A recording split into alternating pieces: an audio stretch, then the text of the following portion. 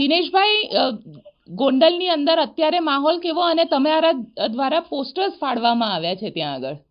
જી જી જી જી જી madam, એમાં એવું છે કે ડોક્ટર આંબેડકર છે ને એ તો સર્વ ભારતીયોના છે, માટે ત્યાં આવા બોડિયા કોઈ ન આવે એવા બોડિયા લાગે એ આમ જોઉં તો હકીકતથી આપણે ગોંડલની જનતા અને બાબા સાહેબ આંબેડકરનું અપમાન ગણાય.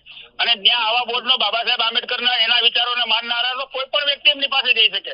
તો ત્યાં જે ગામના અસામાજિક તત્વો જેને કોઈ પણ પરવાનગી વગર આવા બોડિયા મારી ગયા, મેં અમારી નજરે આવતા મેં તોડી નાખ્યા. દિનેશભાઈ, આખા ગોંડલમાં અત્યારે માહોલ કયા પ્રકારનો છે? પોલીસ ખૂબ મોટા પ્રમાણમાં ઉતારી દેવામાં આવી છે. ગોંડલની પોલીસ તો આ લોકોને ભાજપના કાર્યકર્તા હોય એ રીતનું કામગીરી કરી રહી છે. બરોબર છે. એમને પહેલેથી જ ખબર છે, મીડિયા વાળાને આખા ગુજરાતને ખબર હોય કે ભાઈ એનો માહોલ અત્યારે ગરમી વાળો છે, તો એમને એની સગવડતા મુજબ રહેવું જોઈએ, પણ એ તો એના તરફી જ કામ કરશે. પોલીસ ઉપર તો કોઈ ન્યાયની આશા રાખવાની થતી જ નથી. કારણ કે આવા જ્યારે કોઈ પણ ભાજપના નેતાઓ ગોંડલમાં આવે ત્યારે આ લોકો પોલીસની કામગીરી તમે જોઈ, અગાઉથી એક દિવસ અગાઉથી વિરોધ કરનારા લોકોને કેદ કરવામાં આવે, નજર કેદ કરવામાં આવે. અને અહીંયા અત્યારે એવું જોવા નથી મળ્યું, બધા એમના કાર્યકર્તાઓ, એમના બુટલેગરો, એમના અસામાજિક તત્વો જે બોલાવીને હાથમાં બોડિયા પકડે, પણ પોલીસ મુખપણે જોઈ રહી છે.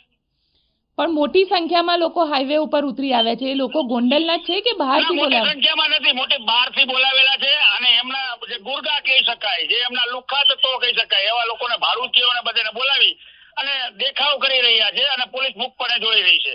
હકીકતથી અમારે તો આપની મીડિયા ઘણી જગ્યાએ બધું કવરેજ ઉતારે જ છે હાલમાં. અમારે તો મિર્ઝાપુર અમે પહેલેથી કહેતા એવા છે, મિર્ઝાપુર સાબિત થઈ રહ્યું છે. તમે એને મિર્ઝાપુર કહી રહ્યા છો, પણ જે રીતે ત્યાં આગળ અલ્પેશ કથેરિયા આવે એ પહેલા જ આટલી મોટી સંખ્યામાં બેનરો, પોસ્ટરો, કાળા વાવટા લઈને લોકો ઉભા રહી ગયા છે હાઈવે ઉપર જ.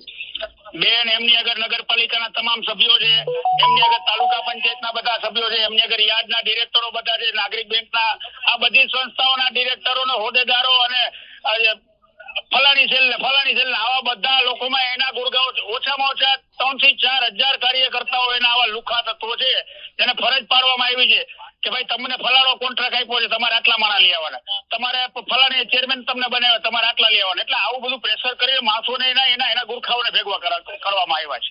એટલે આ બધા જ જે લોકો છે જયરાજસિંહના સમર્થક છે કે પછી ખરેખર એમને ડરથી ભાડુઆતી માણસો છે એના ટૂંકમાં એને ક્યાંક ને ક્યાંક જયરાજસિંહનું ખાધું હોય ખોટું કરીને એને ફરજિયાત કરવું પડે, ન કરે તો એને એમની ફાઇલો બધી જયરાજસિંહ કરો, એટલે ફરજિયાત આ કામ કરાવી રહ્યા છે.